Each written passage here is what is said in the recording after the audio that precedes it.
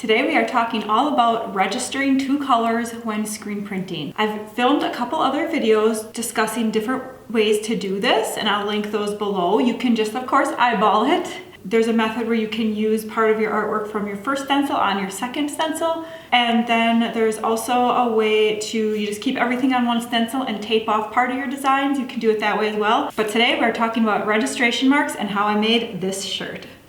So if you're interested in knowing exactly how I made the artwork, I did a live video in our Facebook group showing exactly my steps of making the artwork, adding the registration marks. I use Silhouette Studio, very easy to use, very user-friendly. And then I made my stencils. So as you can see, I have two different stencils.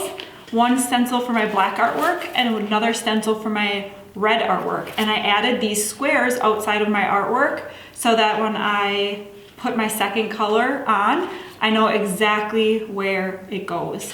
So if you want to learn how to screen print two colors with registration marks, keep watching.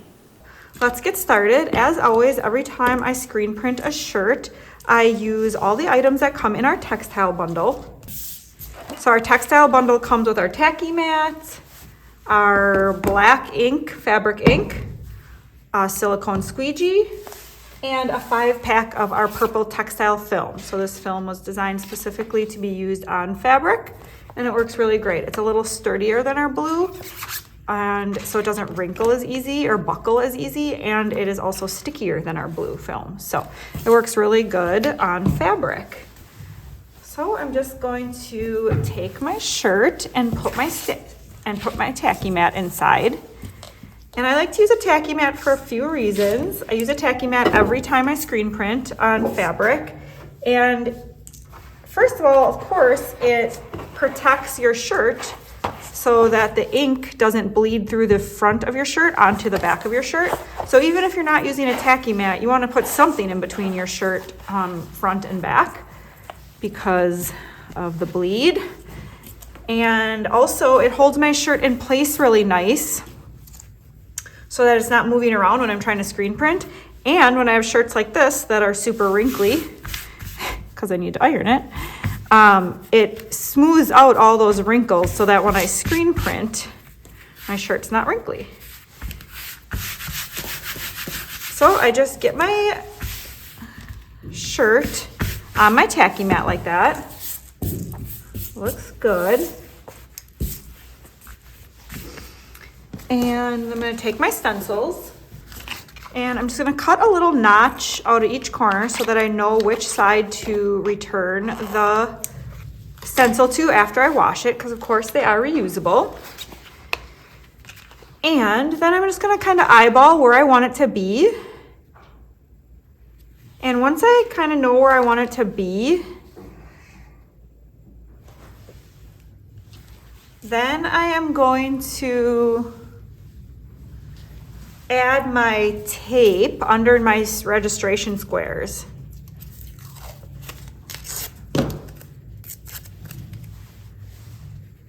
So that looks good. So I'm just going to protect my shirt from the ink where I'm going to put, or I'll put ink through these squares onto this tape. All right, so I'm just going to remove my backer and add my stencil. And I'm just eyeballing it.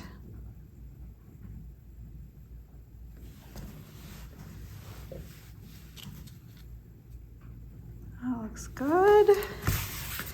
Push down my stencil to activate the adhesive. And this color is going to be black. So I'm just going to take my black screen printing ink and my silicone squeegee and screen print on my ink. And I'm going to go right over those squares. And I'm giving it enough pressure to make sure all my ink gets through the mesh, but I don't want the stencil to buckle or move, or that is what causes bleed. So now I have my ink on here. I'm just removing the extra so I don't have any lines.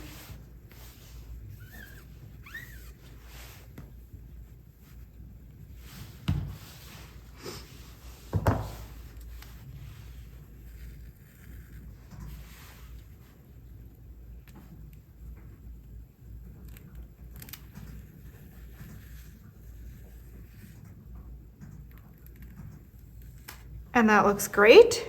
So now I'm going to dry this with a heat gun on really, really low heat because I don't want to warp my tacky mat, and I don't want to remove my shirt from my tacky mat because if I remove my shirt, it could shift and then my second color won't line up properly. So I leave, whenever I'm doing multiple colors, I always leave my shirt on the tacky mat. And ideally you would just let this air dry overnight, but if you're, in a hurry or you don't want to wait, you can use a heat gun, but just make sure you do it on really, really low heat. All right, once that color is dry to the touch, I'm ready to do my second color. So I'm going to be mixing two colors together to kind of soften this red. I'm just using one of our empty containers that we have available on our website. I don't need a ton.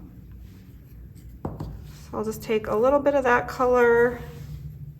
And I'll probably use this for some other projects as well. So it's okay if I make a little extra. And then, so this is the regular fabric, Speedball fabric red. And then this color is the opaque raspberry. So it's a little softer, more like almost like a red pinkish. So I'm just mixing those two together because the opaque one's a little bit too pink for me. And the regular fabric one's a little bit too red for what I want. So by mixing the two, I'm just kind of getting a softer red. So that looks pretty nice. I like that. Yeah. All right, so now we'll just add our second stencil. And I just want to make sure this is dry to the touch because otherwise, the adhesive on the back of the stencil could lift up some of that first ink. Of course, I don't want that to happen. So that's why I just kind of want it to be dry. Like I said, you could let it air dry overnight. That would be ideal, but this works as well. So I'm just removing that backer and repeating the process that I did with the first stencil, except this time I'm going to line up those black squares that I screen printed. And now I know my colors will line up exactly, and my heart is fitting exactly in that word love perfectly how I want it. So that looks really, really nice. So I'll just take my color that I just mixed and add it by my heart and add it by my words.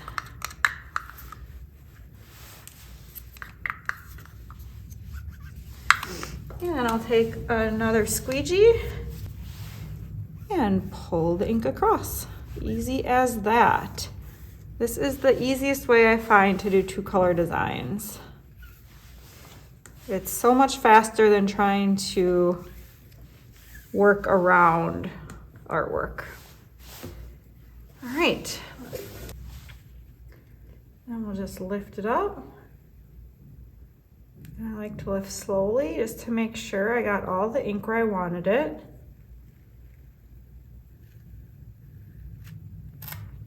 And that looks so cute. So you can see the heart is perfectly with those letters. That would have been harder to do eyeballing it. So definitely easier with the registration marks.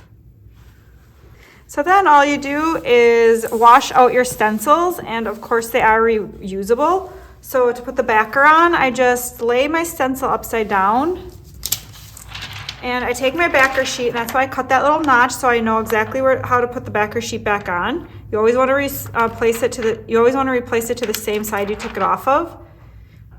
You can also write the word back on your stencil too.